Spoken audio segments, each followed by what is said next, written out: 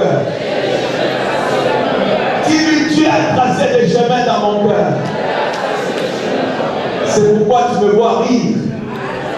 C'est pourquoi tu me vois dans la joie. Des fois, les gens vont se demander, mais en fait, pourquoi lui-là, il est content? Et pourtant, il est malade. Mais pourquoi il est dans la joie? Et pourtant, il a trop de problèmes. Pourquoi il est toujours en train de louer le Seigneur? Il n'a même pas de papier dans ce pays. Mais pourquoi en fait, elle là, il est content? Mais pourtant, elle n'est même pas mariée. Mais lui là, en fait, c'est quoi qui le prend? Il y a quelque chose qui me prend. C'est les chemins que Dieu a tracés dans mon cœur. C'est ça qui me prend. C'est ça qui me fait vivre. C'est ça qui me donne la force. C'est ça qui me fait crier. C'est ça qui me fait louer. C'est ça qui me fait adorer. Parce que mes chiens sont sur les chemins que Dieu a tracés. Alléluia. Alléluia. Le diable veut que tu vives selon la réalité que tu as maintenant. Mais toi, tu vis selon la vérité que tu as mis dans ton cœur. Il y a quelque chose que tu as dessiné dans ton cœur.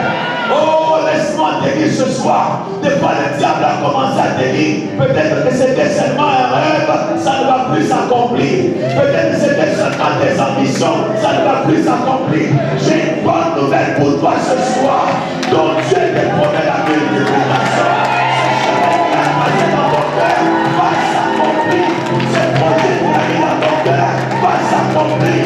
Ce rêve qui a mis dans ton cœur va s'accomplir. Parce que Dieu n'est pas un homme pour mentir, pas un fils de l'homme pour se repentir. Ce qu'il a dit, il a compris. Ce qu'il a promis, il exécute. C'est la parole de Dieu. Alléluia. Alléluia. Alléluia. Qui je me réjouis. Que sur la multiplication, il y a la guerre. Parce que Dieu n'a pas dit qu'ils ne vous feront pas la guerre. Ils vous feront la guerre, mais seulement ils ne vous feront pas. Alléluia. Alléluia. Dieu dit oui, il y aura la vallée de Baca. Mais il faut que tu aies la capacité de transformer la vallée de Baca en un lieu plein de sources.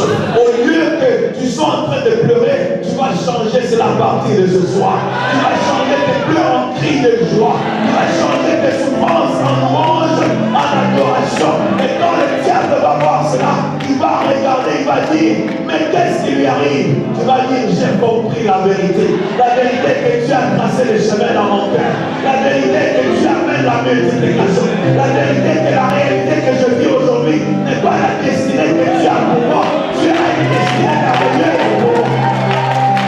Je ne vais pas laisser le passé me dicter. Je ne vais pas laisser la réalité du présent me dicter. Mais je vais être dicté. Mon attitude, mon comportement va être dicté par la parole de Dieu. Parce que Dieu a donné des promesses dans ta vie. Je suis là pour te dire, il y a des promesses que Dieu a faites dans ta vie. Quel que soit le temps qui s'est écoulé, Dieu va les accomplir.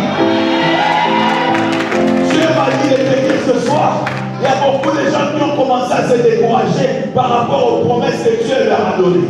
Ça, c'est un message pour toi. Tu as commencé à dire, mais ça fait trop longtemps que j'ai reçu la prophétie. Ça fait trop longtemps que Dieu avait parlé. Mais je suis là pour te dire, Dieu a dit à Habakkuk, écris la prophétie. Grave-la sur des tables, afin qu'on la lise couramment. Car c'est une prophétie dont le temps est déjà fixé. Elle marche vers son terme. La prophétie de ta vie n'est recule jamais, elle avance. La prophétie de ta vie n'est pas arrêtée, elle avance. La prophétie de ta vie ne va pas à l'arrière, elle marche vers son terme. Et toi tu es le terme de la prophétie. La Bible dit, même si elle tarde, attends-la. Même si elle fait un jour, attends. Même si elle fait 2 jours, attends. Même si elle fait une semaine, il y a ton voisin, même si elle fait 30 jours.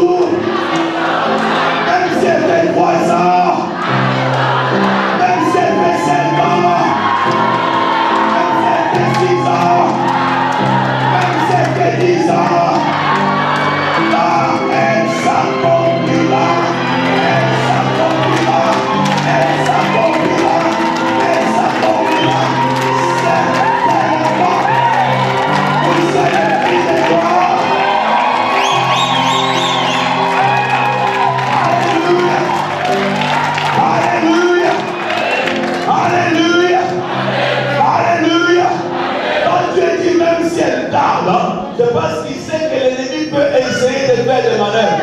Il peut retarder un peu, mais il ne pourra jamais la faire échouer. Parce que quand Dieu a déjà parlé, c'est impossible qu'il change de sa parole. Quand Dieu a déjà prononcé des choses, c'est impossible que ça change. Ça va s'accomplir. Et tu sais le terme de la prophétie, c'est qui?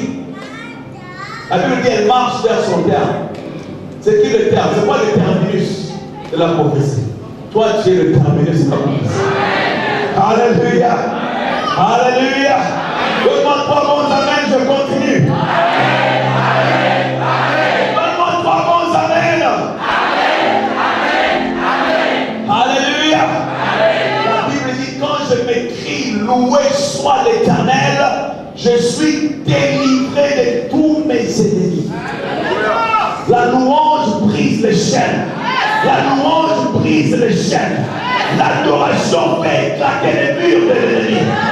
Quand tu te sens coincé, quand tu te sens dans un coin, quand tu sens que tu ne peux pas bouger, fais une chose. Commence à louer. Commence à adorer. Commence à chanter. Commence à glorifier. Commence à élever Jésus. Et tu vas voir ce que Dieu va faire dans ta vie. David dit quand je m'écris, est-ce que tu peux t'écrier loué soit l'Éternel? Non, il ne dit pas quand je dis, il dit quand je m'écris. Ça veut dire quand tu sens que le diable te coince dans un coin, fais une chose. Crie loué soit l'Éternel. Alléluia. Crie loué soit l'Éternel. Commence à adorer, commence à louer, commence à glorifier le Seigneur. Et tu vas voir ce qui va arriver.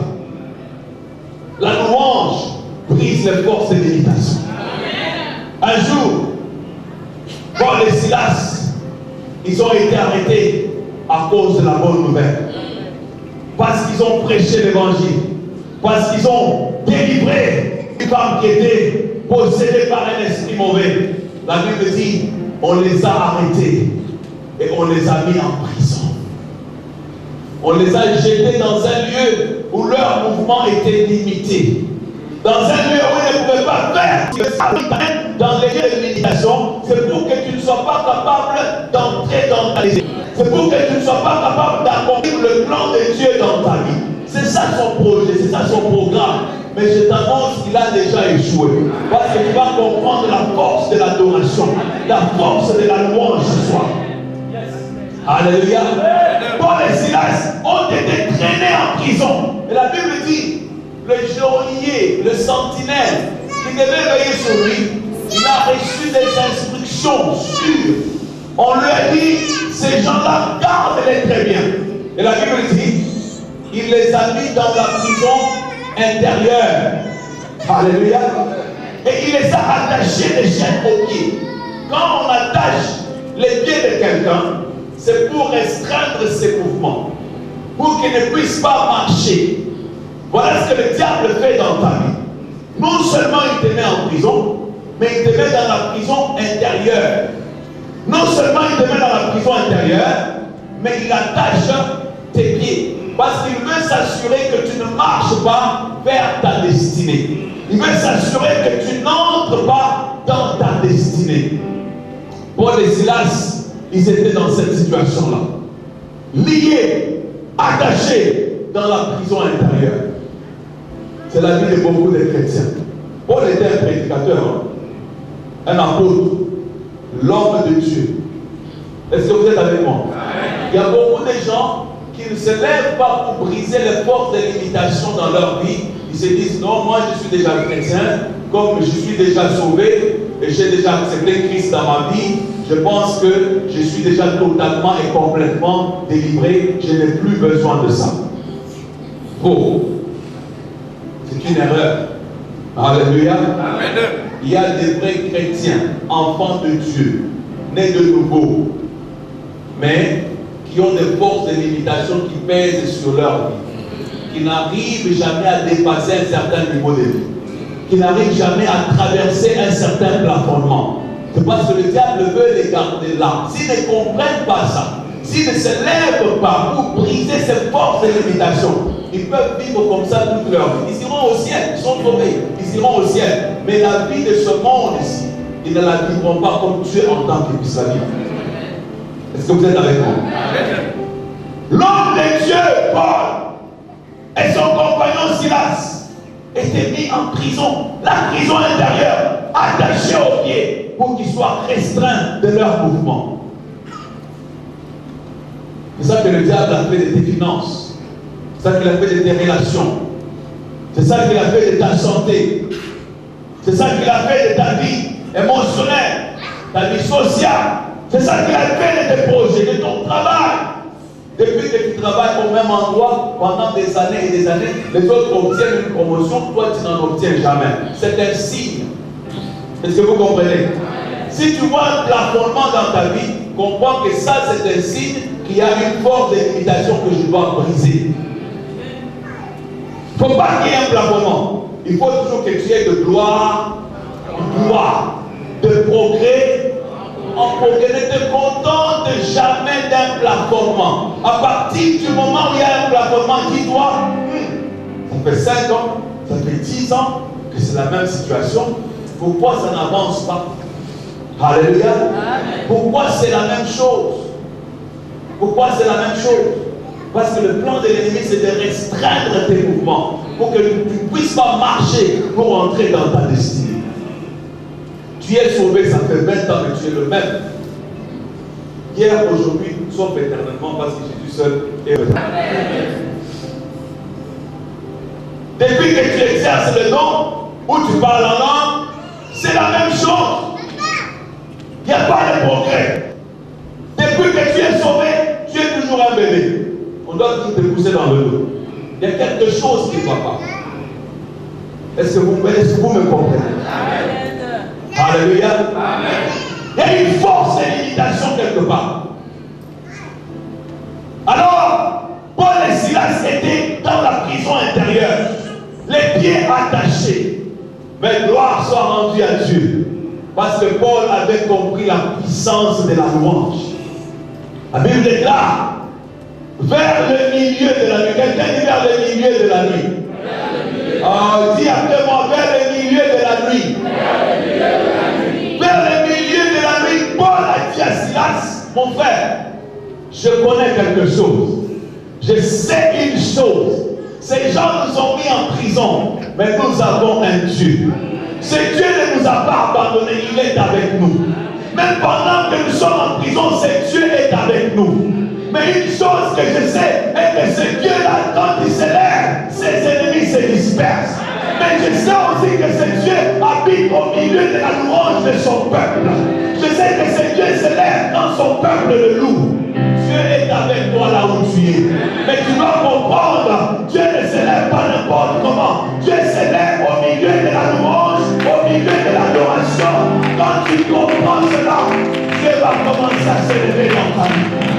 Paul a dit à Silas, on va commencer à faire ce qu'on connaît. Commençons à chanter. Ils ont commencé à chanter. Alléluia, Alléluia, Alléluia. Ils ont commencé à chanter. Ils étaient à deux. Vous vous imaginez, à deux. La Bible dit qu'ils ont commencé à prier et chanter de telle sorte que tous les prisonniers les entendaient. Aujourd'hui, il y a des gens pour louer le Seigneur. Ils disent non, c'est ma nature. Moi, je suis quelqu'un de timide. Je ne suis pas de nature à m'éclater. Ah! Dans la louange, dans la présence de Dieu, toi, tu es le monsieur le plus respectueux. Alléluia. Non, ils ont commencé à louer. Ils ont commencé à louer. Ils ont commencé à louer. La prison, c'est l'endroit le plus déprimant. Est-ce que qui a été en prison aussi? Moi, j'ai été en prison. Oui, mais il m'a honte. Moi, j'ai déjà été en prison. Pour de bonnes raisons. Je prêchais. Alléluia. J'ai prêché l'évangile en Angola. Pendant le temps de guerre, quand je prêchais, c'était interdit de rassembler les gens en public. Mais moi, quand je rassemblais les gens, Dieu s'est manifesté. Il y avait des pasteurs qui n'étaient pas contents que les gens dans leur vie Viens écouter la parole de Dieu. Ils sont allés m'accuser faussement. Ils m'ont accusé que j'ai travaillé pour le compte des militants, les rebelles de l'époque. Pour les gens qui connaissent la colère de l'époque, si on t'accuse avec une telle accusation, c'est fini pour toi. Tu es mort. En fait, quelqu'un qui veut ta mort, il va seulement dire plus là, il est décédé. C'est fini pour toi. Donc c'est quand ils m'ont accusé, ils voulaient ma mort. Mais je n'avais pas encore accompli ma destinée. Alléluia. Est-ce que vous comprenez? Amen. J'ai déjà été en prison. Les témoignages, je ne peux pas vous le donner aujourd'hui. Et je suis allé en prison, je suis resté là-bas. C'est déprimant. Déprimant. Et Paul et Silas étaient dans cette condition-là. Ils étaient en prison. Ce n'est pas un endroit qui te donne envie de louer, ni d'adorer. C'est plutôt un endroit qui te donne envie de poser la question: Dieu, moi je suis ici. Et pourtant je faisais ton œuvre. Alléluia. C'est plutôt un questionnement où tu questionnes Dieu. Mais Paul et Silas ont compris. Ça, c'est notre vallée de Baca. On doit faire quoi? La transformer en un lieu plein de sources. Alléluia.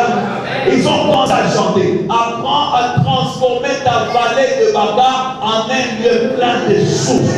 Au lieu de questionner Dieu, Seigneur, est-ce que tu vis? Oui, il vit. Est-ce que tu entends la prière? Oui, il entend la prière. Est-ce que tu me connais? Oui, il me connaît. Est-ce que tu vois mon problème? Oui, il voit ton problème. Est-ce que tu sais quelque chose? Oui, il sait que tu souffres. Il attend que tu commences à louer. Il attend que tu commences à adorer. Il attend que tu commences à faire élever ta voix. Et c'est là qu'il commence à se manifester. C'est là qu'il se lève.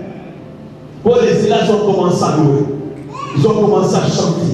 Ils ont commencé à adorer. Et la Bible dit, il y eut un tremblement de terre. Alléluia. Il y eut un tremblement de terre dans la prison. Avez-vous déjà vu un tremblement de terre local qui se passe seulement dans un immeuble? J'ai une bonne nouvelle pour toi. Il y a un tremblement de terre qui arrive dans le camp de tes ennemis. Oh, je parle à quelqu'un ce soir. Il y a un tremblement de terre qui arrive dans le camp de tes ennemis. La Bible dit qu'il y a eu un tremblement de terre et les fondements de la prison furent ébranlés. Et toutes les portes de la prison se sont ouvertes. Et tous les prisonniers étaient sur le point d'être libres. À cause de la louange. Je dis à cause de la louange. Je dis à cause de la louange. Je dis à cause de la louange. Change tes pleurs en cris de joie. Change ta vallée de Baca en un lieu plein de sources. La Bible dit: mon âme bénit l'Éternel et n'oublie aucun de ses bienfaits. Alléluia. Commande à ton âme de bénir l'Éternel pendant que ton âme est en train de s'angoisser, de s'attrister. Dis-lui: mon âme bénit l'Éternel, mon âme loue l'Éternel, mon âme glorifie l'Éternel. Oui, mon enfant est malade, mais moi je loue l'Éternel. Oui, mon mari m'a abandonné, moi je loue l'Éternel. Oui, cette affaire n'a pas fonctionné, moi je loue l'Éternel. Alléluia. Oui, les gens se moquent de moi, mais moi je loue l'Éternel. La Bible dit: louez Dieu dans son sanctuaire, louez-le dans les temps qui éclatent sa puissance, louez-le avec les cymbales sonores, louez-le avec les cymbales retentissantes, que tout ce qui respire loue l'Éternel. Il y a force dans la louange, il y a la force dans l'adoration. Voilà pourquoi Dieu dit à cette femme: réjouis-toi stérile. Loue Dieu stérile, adore Dieu stérile, proclame sa sainteté stérile, glorifie son nom stérile, adore-le. Et c'est là que tu vas voir sa gloire. L'église d'aujourd'hui a oublié la place de l'adoration. L'église a oublié la force de l'adoration. Je vais vous dire quelque chose. Savez-vous que beaucoup de choses que nous faisons aujourd'hui, à 50% déjà ne sont même pas la louange de l'adoration. Est-ce que vous saviez cela? Souvent on pense que la louange, ce sont des belles chansons. L'adoration, c'est quand je commence à chanter une belle chanson, je commence à pleurer. Laisse-moi te dire une chose. J'ai déjà vu des gens du monde qui chantent une chanson douce et qui commencent à pleurer. Parce que la chanson transporte les émotions. Avez-vous déjà vu ça? Vous savez, non? L'adoration n'est pas nécessairement une chanson. Elle n'est pas nécessairement un temps. L'adoration n'est pas un moment. Ce n'est pas un temps où on vient, ok, comme on dit souvent dans nos églises. Bon, maintenant c'est la louange. Louons le Seigneur. Là, c'est trop des chansons un peu vite. Ok, maintenant c'est le temps d'adoration. Bien aimé, entrons dans la présence de Dieu. Et là, Saint, Saint, Saint. Ok, là, on est dans la présence. Voilà que c'est comme plaisir. Parce que c'est là que vous entrez dans la présence de Dieu. Vous étiez où? C'est ça. Alléluia. Tu dois vivre dans l'adoration. L'adoration n'est pas un moment. L'adoration n'est pas une action. Mais l'adoration est une vie qui coule à l'intérieur de toi. 24 heures sur 24. Où les louanges montent de ton cœur. Où les adorations montent de ton cœur. Où tu dis Jésus, je t'aime. Quand tu dors, tu dis Jésus, je t'aime. Quand tu te lèves, tu dis Jésus, je t'aime. La louange et l'adoration, c'est une vie que tu